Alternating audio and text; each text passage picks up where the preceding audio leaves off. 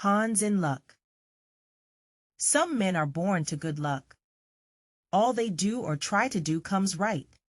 All that falls to them is so much gain. All their geese are swans, all their cards are trumps. Toss them which way you will, they will always, like poor puss, alight upon their legs, and only move on so much the faster.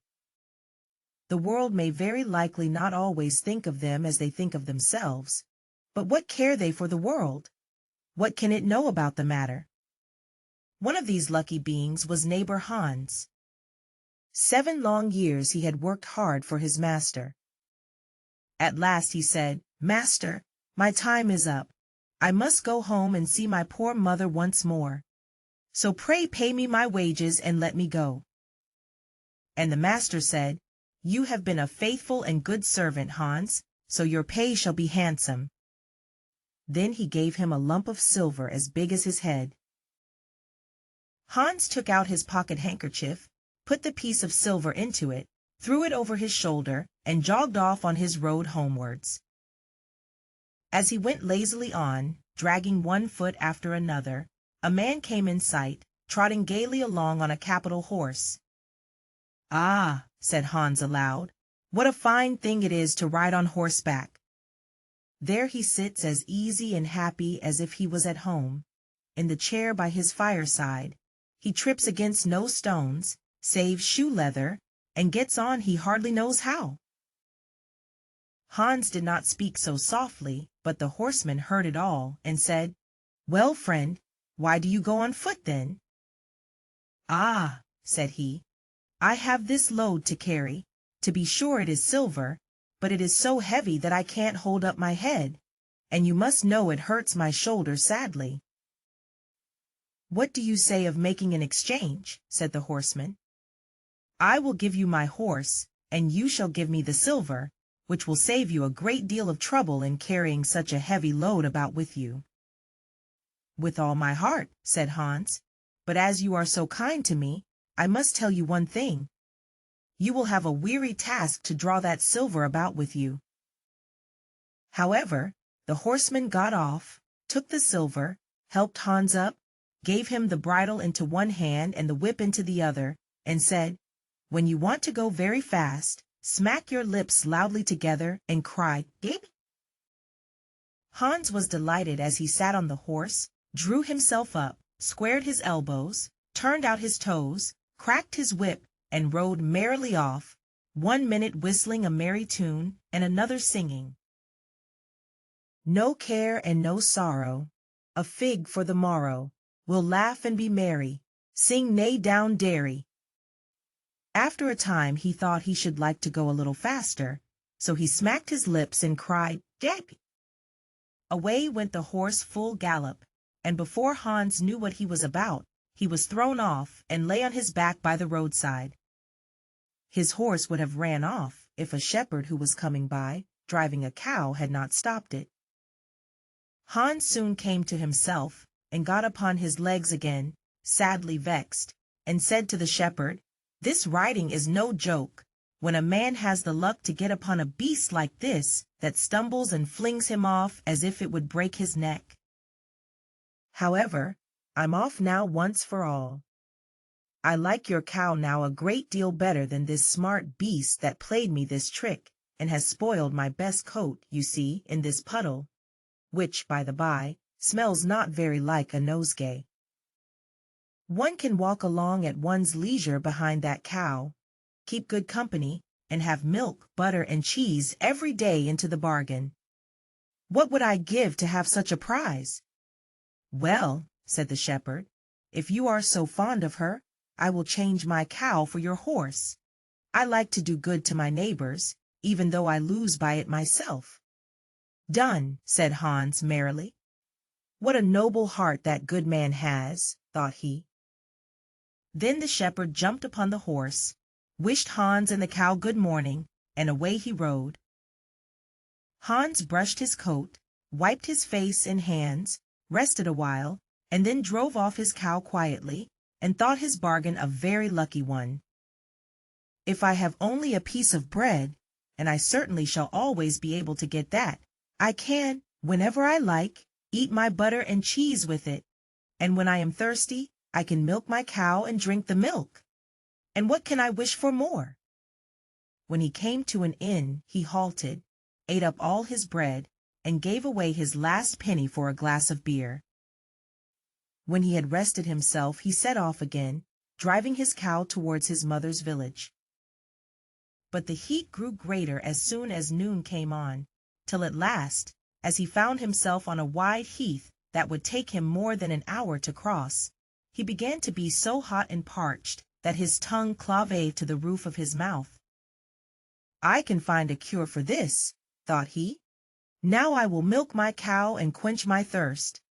So he tied her to the stump of a tree and held his leathern cap to milk into, but not a drop was to be had. Who would have thought that this cow, which was to bring him milk and butter and cheese, was all that time utterly dry? Hans had not thought of looking to that. While he was trying his luck in milking, and managing the matter very clumsily, the uneasy beast began to think him very troublesome, and at last gave him such a kick on the head as knocked him down, and there he lay a long while senseless. Luckily, a butcher soon came by, driving a pig in a wheelbarrow. "What is the matter with you, my man?" said the butcher as he helped him up.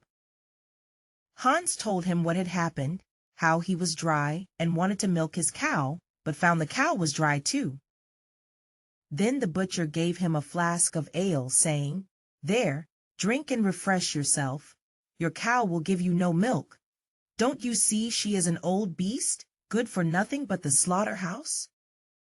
"Alas, alas," said Hans, "who would have thought it? What a shame to take my horse, and give me only a dry cow. If I kill her, what will she be good for? I hate cow beef. It is not tender enough for me. If it were a pig now, like that fat gentleman you are driving along at his ease, one could do something with it. It would at any rate make sausages." "Well," said the butcher, "I don't like to say no when one is asked to do a kind, neighborly thing. To please you I will change, and give you my fine fat pig for the cow." "Heaven reward you for your kindness and self-denial," said Hans, as he gave the butcher the cow, and taking the pig off the wheelbarrow, drove it away, holding it by the string that was tied to its leg. So on he jogged, and all seemed now to go right with him. He had met with some misfortunes, to be sure, but he was now well repaid for all. How could it be otherwise with such a traveling companion as he had at last got? The next man he met was a countryman carrying a fine white goose. The countryman stopped to ask what was o'clock. This led to further chat, and Hans told him all his luck, how he had so many good bargains, and how all the world went gay and smiling with him. The countryman then began to tell his tale, and said he was going to take the goose to a christening. "Feel," said he, "how heavy it is, and yet it is only 8 weeks old. Whoever roasts and eats it will find plenty of fat upon it, it has lived so well."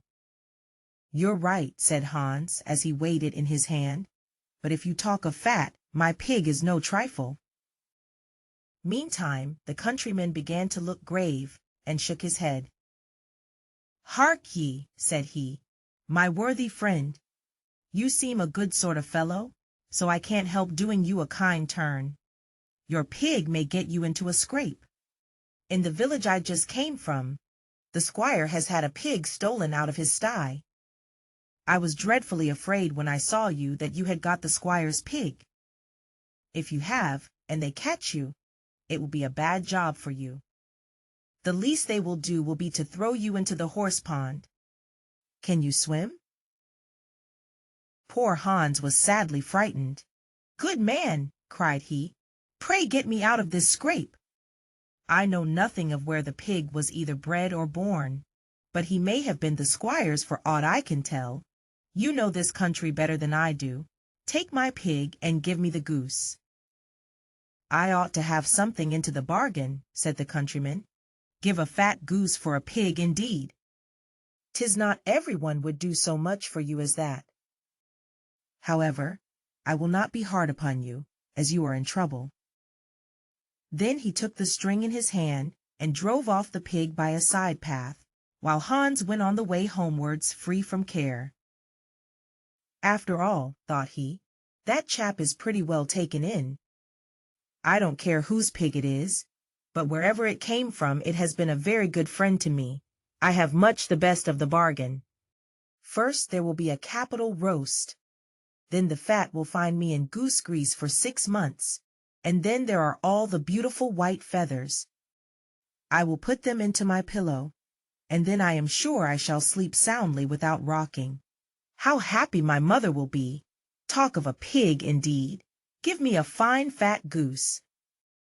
As he came to the next village, he saw a scissor grinder with his wheel, working and singing: "O'er hill and o'er dale, so happy I roam, work light and live well, all the world is my home.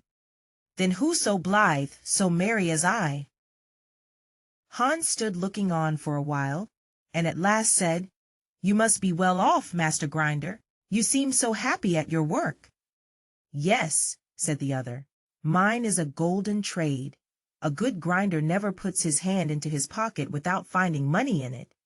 But where did you get that beautiful goose?" "I did not buy it. I gave a pig for it." "And where did you get the pig?" "I gave a cow for it." "And the cow?" "I gave a horse for it." "And the horse?" "I gave a lump of silver as big as my head for it." "And the silver?" "Oh, I worked hard for that 7 long years." "You have thriven well in the world hitherto," said the grinder. "Now if you could find money in your pocket whenever you put your hand in it, your fortune would be made." "Very true, but how is that to be managed?" "How? Why, you must turn grinder like myself," said the other.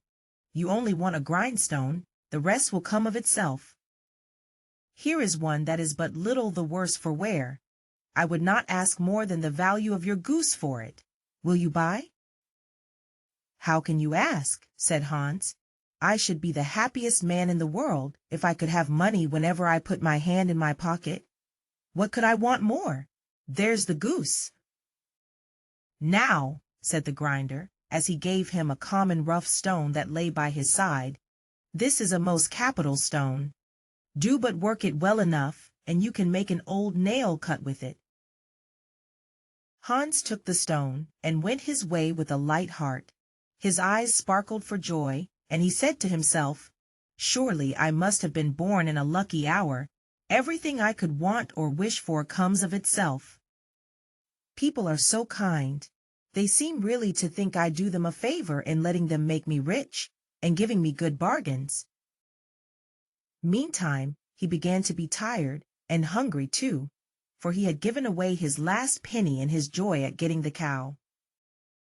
At last he could go no farther, for the stone tired him sadly, and he dragged himself to the side of a river, that he might take a drink of water and rest a while. So he laid the stone carefully by his side on the bank, but as he stooped down to drink, he forgot it, pushed it a little, and down it rolled, plump into the stream. For a while he watched it sinking in the deep clear water, then sprang up and danced for joy, and again fell upon his knees and thanked heaven, with tears in his eyes, for its kindness in taking away his only plague, the ugly, heavy stone. "How happy am I!" cried he. "Nobody was ever so lucky as I." Then up he got with a light heart, free from all his troubles, and walked on till he reached his mother's house, and told her how very easy the road to good luck was.